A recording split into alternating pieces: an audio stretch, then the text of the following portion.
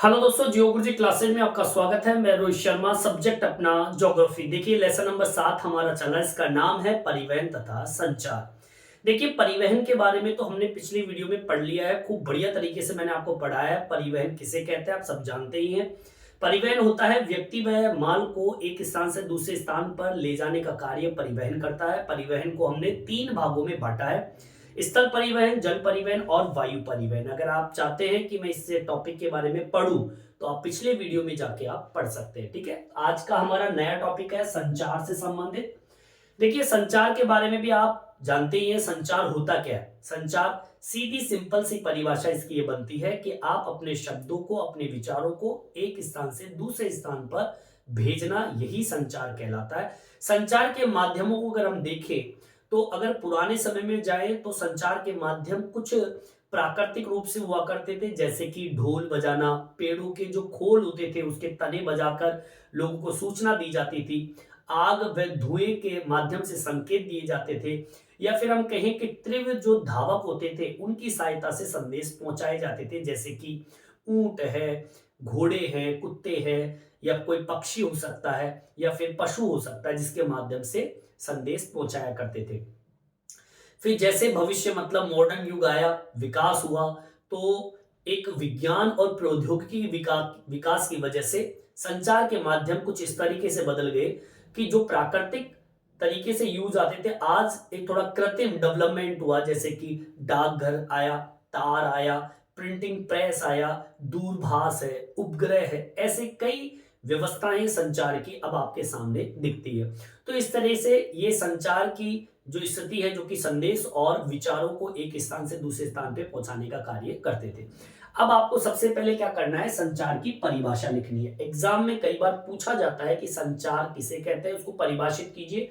तो आपको परिभाषा में क्या लिखना है, देखिए, संचार लोगों के विचारों व संदेशों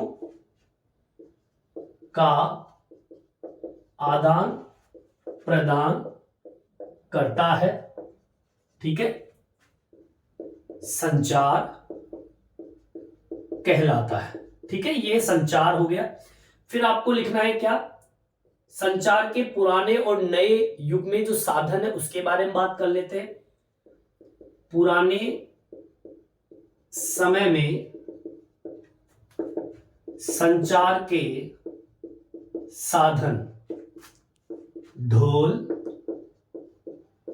पेड़ों के तनों या कहे खोखले तने को बजाकर, ठीक है, आग व धुएं से संदेश देना। ठीक है, तीव्र धावकों के माध्यम से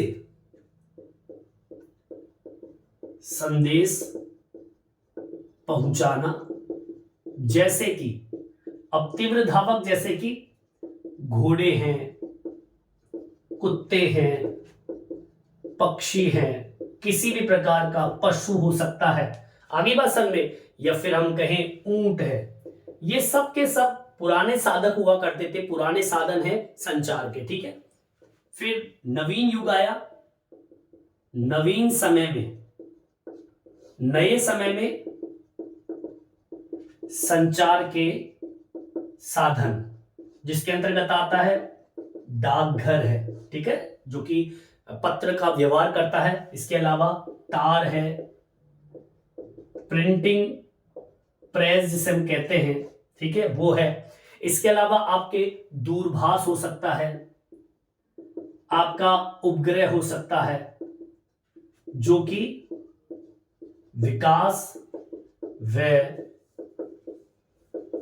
प्रौद्योगिकी के कारण संभव हुआ। समझ में आई बात? मतलब आपको यह बताना है कि एक संचार किसे कहते हैं, जो मैंने आपको बता दिया कि संदेश और विचारों का आदान प्रदान जो करता है वो संचार कहलाता है। पुराने समय में ये साधन थे और नए समय में ये साधन है। विचारों को और संदेशों को पहुंचाने के लिए। अगला टॉपिक डाल लीजिए, संचार के साधन। देखिए संचार के साधनों की अगर हम बात करें तो दो साधन हैं संचार के, एक व्यक्तिक और दूसरा जो है सार्वजनिक, जिसको हम जन संचार तंत्र के नाम से भी जानते हैं। सही में बात, ये दो तरह के आपके संचार होते हैं। अब मैं एक एक का वर्णन करके बताऊंगा। जैसे कि सबसे पहला पॉइंट आप डाल लीजिए, व्यक्तित्व संचार साधन। अब देखेंगे इसके अंदर कौन कौन से बिंदु आते हैं, इसका क्या वर्णन है, किस प्रकार से हमारे लिए ये उपयोगी है, उसकी हम बात कर लेंगे। पहले तो हम ये देखेंगे कि व्यक्तित्व संचार साधन होते कौन से हैं जिसके माध्यम से आप अपने संदेशों को, अपने विचारों को एक स्थान से दूसरे स्थान पर पहुंचाते हैं। तो मैं आपको एक छोटा सा उदाहरण आपको दे देता हूं। इंटरनेट जो है वो व्यक्तित्व संचार साधन के अंतर्गत आता है। अब इंटरनेट किस काम में आता है आप सब जानते हैं, आप यूज में लेते हैं, इसकी हम बात करेंगे। चलिए यहां तक आपके समझ में आ गया होगा, यहां तक आप उतार लीजिए। देखिए मैंने पहला टॉपिक डाल दिया है व्यक्तित्व संचार साधन, इसके अंदर मैंने इंटरनेट को इसमें विशेष महत्व दिया है। मतलब ये कि इसमें जो साधन आता है वो इंटरनेट आता है। व्यक्तित्व संचार तंत्रों में इंटरनेट सबसे सर्वाधिक प्रभावशाली प्रणाली मानी जाती है और ये उपयोगकर्ता को ईमेल के माध्यम से ज्ञान और सूचना प्रदान करता है। अब आप सब जानते हैं कि भाई इंटरनेट जो है वो एक ईमेल से संबंधित, आप मेल के जरिए इंटरनेट का उपयोग करते हुए, ईमेल का उपयोग करते हुए आप सूचनाओं का आदान प्रदान कर सकते हैं, ज्ञान का आदान प्रदान आप कर सकते हो। इसके अलावा आप ई कॉमर्स है, मौद्रिक लेन देन है, व्यापार से संबंधित पैसे का ट्रांसफर भी आप इंटरनेट के जरिए आप कर सकते हो। ई कॉमर्स जो कि व्यापारिक से संबंधित है, उस व्यापार की सूचना, ज्ञान से संबंधित आप जानकारी आदान प्रदान कर सकते हो। ठीक है, चलिए इसको मेंशन करेंगे, किस तरीके से लिखना आपको। देखिए व्यक्तित्व संचार साधन में इंटरनेट सर्वाधिक प्रभावशाली प्रणाली है। ठीक है, यह साधन ईमेल के माध्यम से सूचना व ज्ञान का आदान प्रदान करता है। ठीक है, इसके अंतर्गत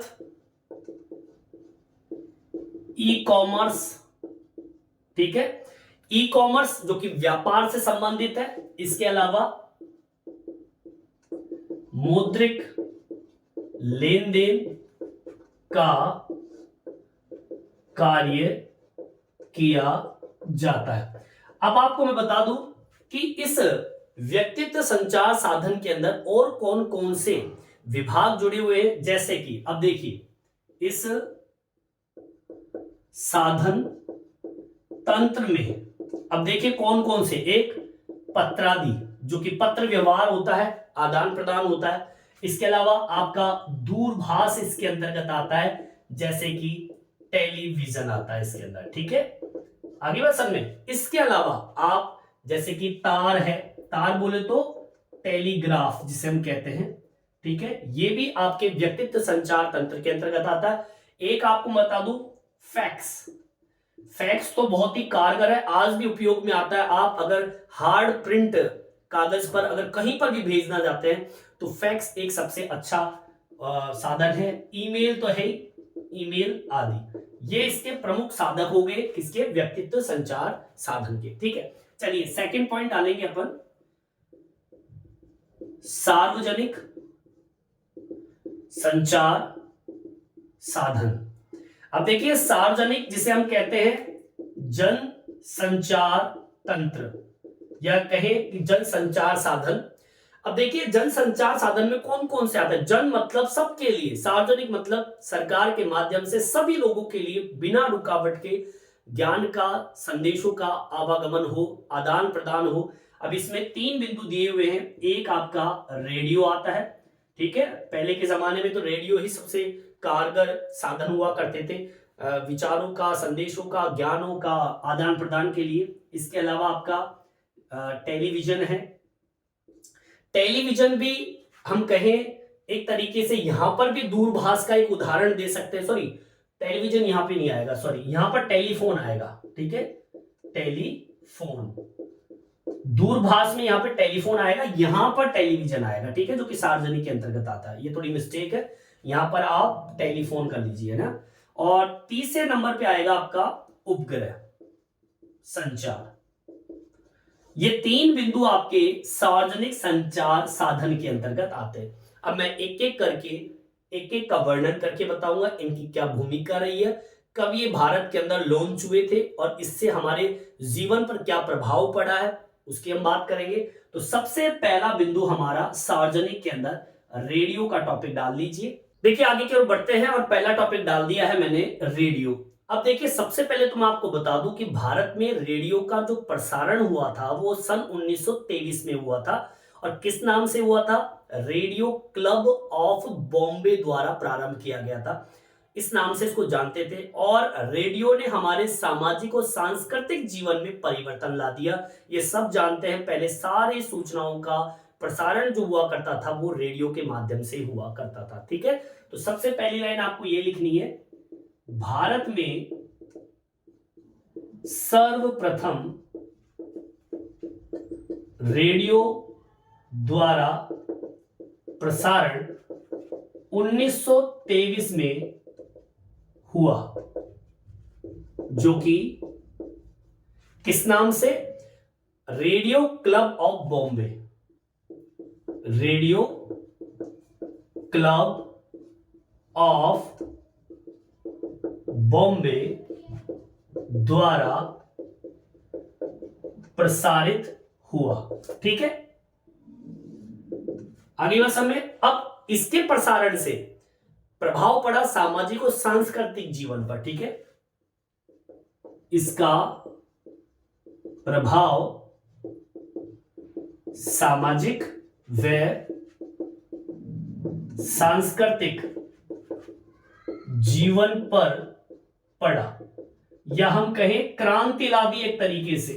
समझ में आई बात? सामाजिक और सांस्कृतिक जीवन को इस तरीके से बदला कि आप सोच नहीं सकते। जो चीजें एक तरीके से लोगों के लिए अनभिज्ञ थी या लोगों को पता नहीं था, ये रेडियो उस चीज को पूरा करता था। केरल की संस्कृति को उत्तर भारत में बताना, उत्तर की संस्कृति को आपके दक्षिणी भारत में बताना, दक्षिणी भारत की जितनी भी सांस्कृतिक सामाजिक स्थिति थी उसका बखान करना रेडियो के माध्यम से था। अब हुआ क्या, आगे सुनिए। भारत सरकार ने इस पर ध्यान दिया। भारत सरकार ने देखा कि ये जो रेडियो क्लब ऑफ बॉम्बे है ये बड़े बड़े स्तर पर ये विकसित होता जा रहा है। तो भारत सरकार ने 1930 के अंदर इंडियन ब्रॉडकास्टिंग सिस्टम चालू किया और इंडियन ब्रॉडकास्टिंग सिस्टम के अंतर्गत इस रेडियो क्लब ऑफ बॉम्बे को अपने नियंत्रण में ले लिया। समझ में आई बात? मतलब अपने कंट्रोल में कर लिया आपके क्लब ऑफ बॉम्बे को। किसके अंतर्गत? इंडियन ब्रॉडकास्टिंग सिस्टम के अंतर्गत। कब? 1930 के अंदर। किसने? भारत सरकार ने। ठीक है, लिखेंगे भारत सरकार ने 1930 में, ठीक है, एक सिस्टम बनाया, उसका नाम क्या था? इंडियन ब्रॉडकास्टिंग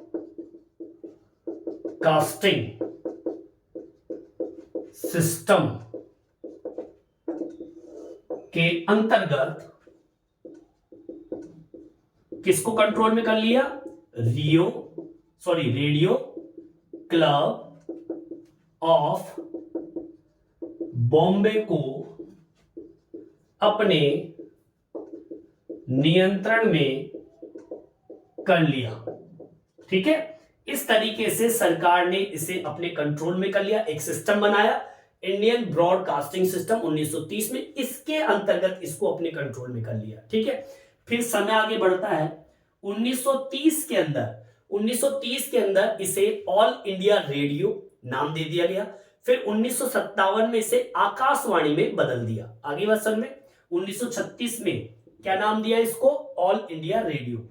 1936 में इसे ऑल इंडिया रेडियो नाम दिया और बाद में कब, 1959 में, ठीक है, 1959 में, 1957 में इसे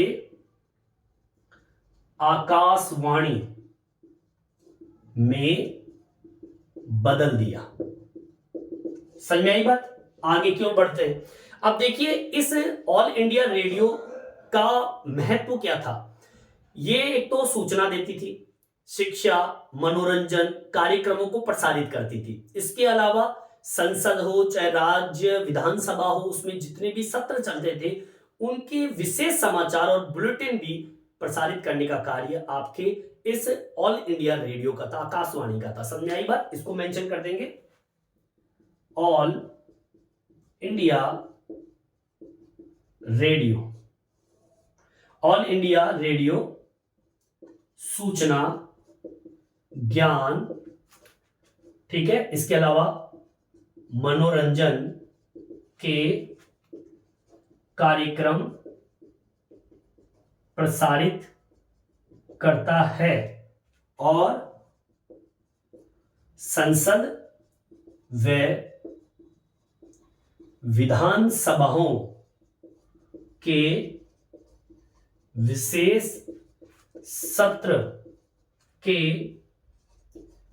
विशेष सूचना व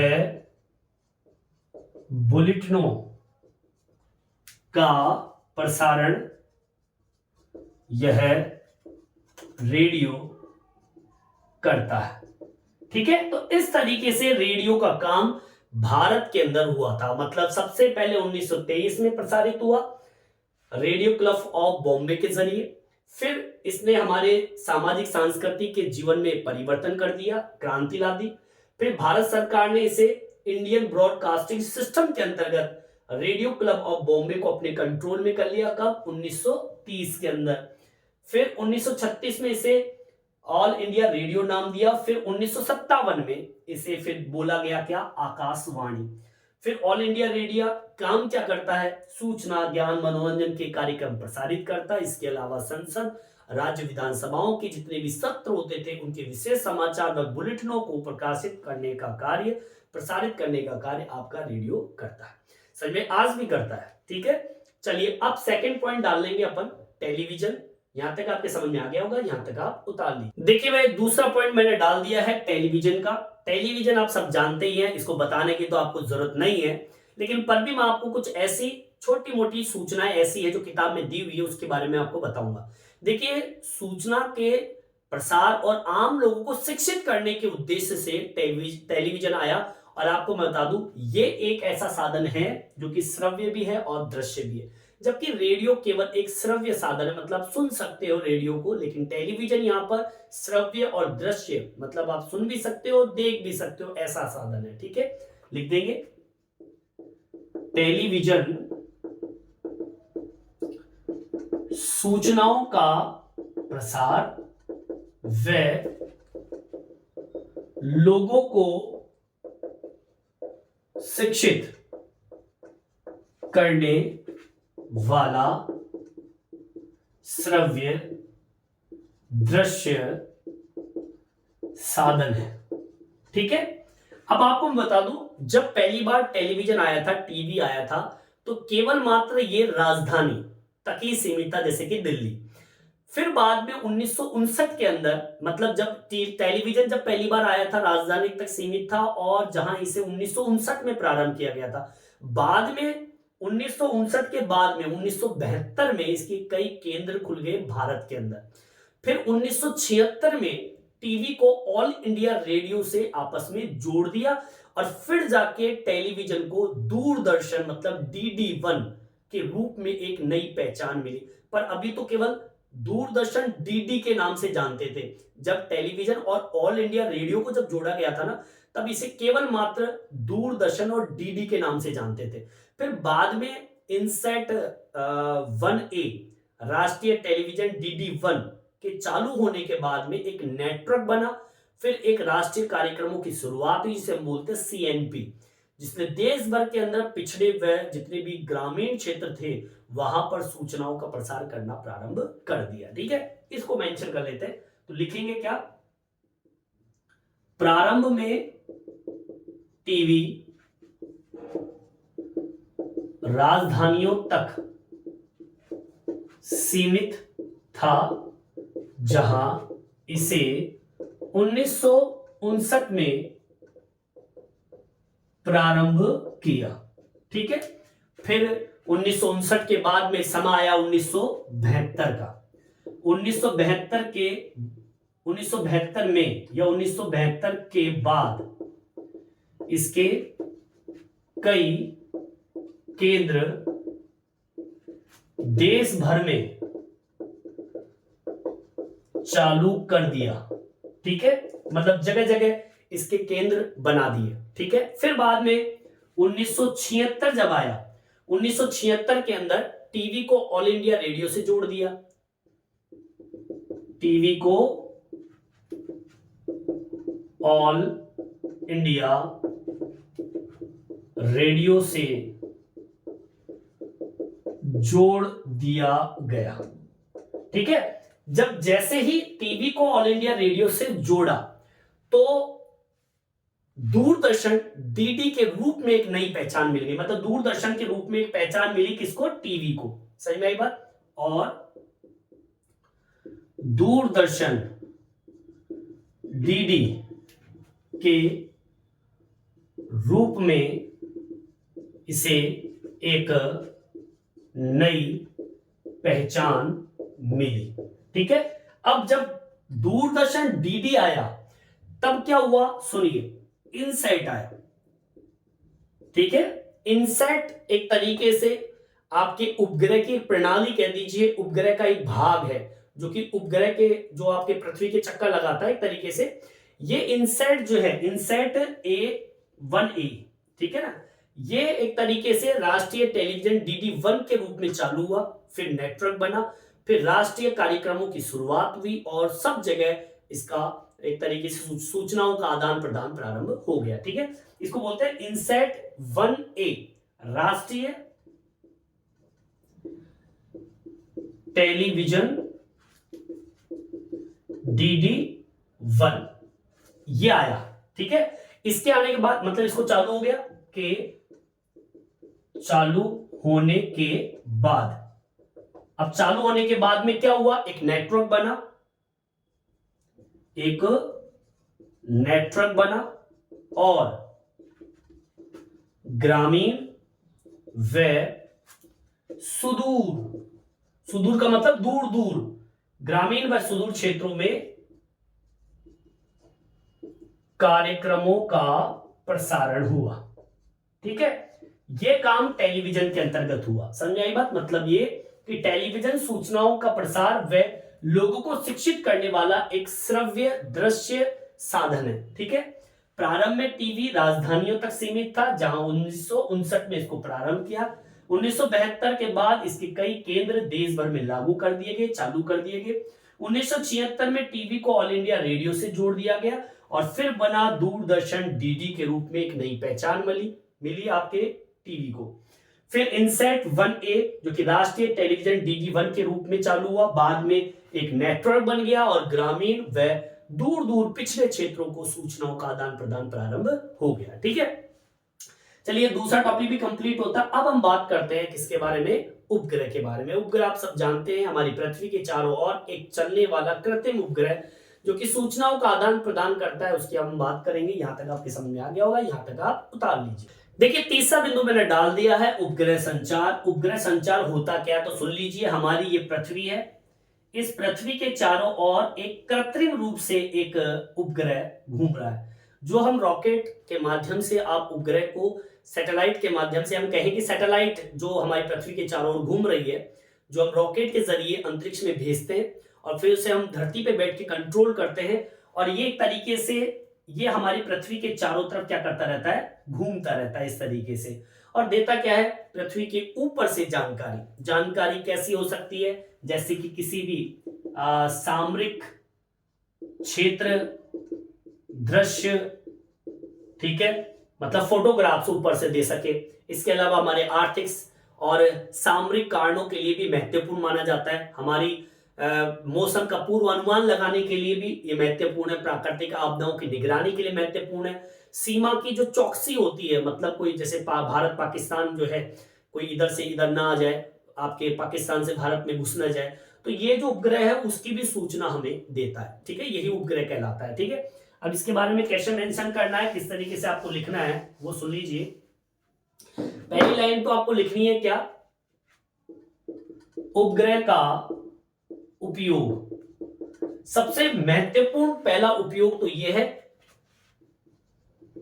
क्षेत्रों व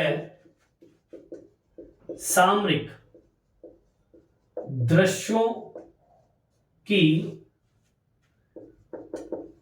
जानकारी देता है। पहला काम तो यह है। दूसरा काम क्या है, यह उपग्रह संचार हमारे आर्थिक, ठीक है, आर्थिक रूप से भी एक अहम योगदान देता है। वह सामरिक कारणों से महत्वपूर्ण माना जाता है उपग्रह को। मतलब देश की सुरक्षा से कह दीजिए या फिर अर्थव्यवस्था से कह दीजिए, यह हमारे लिए उपयोगी है। इसके अलावा उपग्रह संचार मौसम का पूर्व अनुमान लगाता है। ठीक है, इसके अलावा आपदाओं की जानकारी देता है। कोई भी किसी भी प्रकार की अगर आपदा आ रही है उसकी सूचना हमें पहले ही दे देती है। ठीक है, उपग्रह संचार। इसके अलावा सीमा की निगरानी में उपयोगी है। मतलब ये तो विशेष है, ये तो विशेष है। एक मौसम का पूर्व अनुमान करना, आपदाओं की जानकारी देना और सीमाओं पर निगरानी करने का कार्य ये उपग्रह संचार करता है। ठीक है, अगर मैं भारत में उपग्रह प्रणाली को उद्देश्य के आधार पर देखूं तो इसे दो भागों में बांटा है।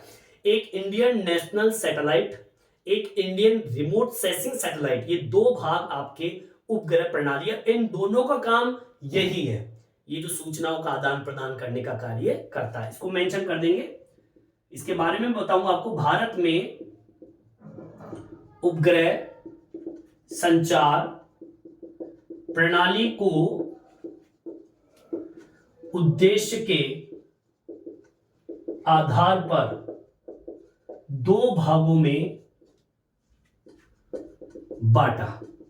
ठीक है, वो दो भाग कौन से, पहला Indian national satellite, Indian national satellite. ठीक है, इंडियन नेशनल सैटेलाइट सिस्टम, या फिर हम कहें एक इसको शॉर्ट में बोलते हैं इनसेट, INSAT के नाम से इसको जानते हैं। जो भी मैंने आपको टेलीविजन को बताया था तभी आपको मैंने बताया इनसेट क्या होता है।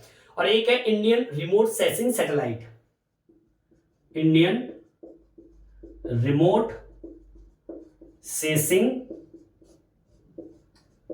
सैटेलाइट। ठीक है, इसको शॉर्ट में कहते हैं IRS।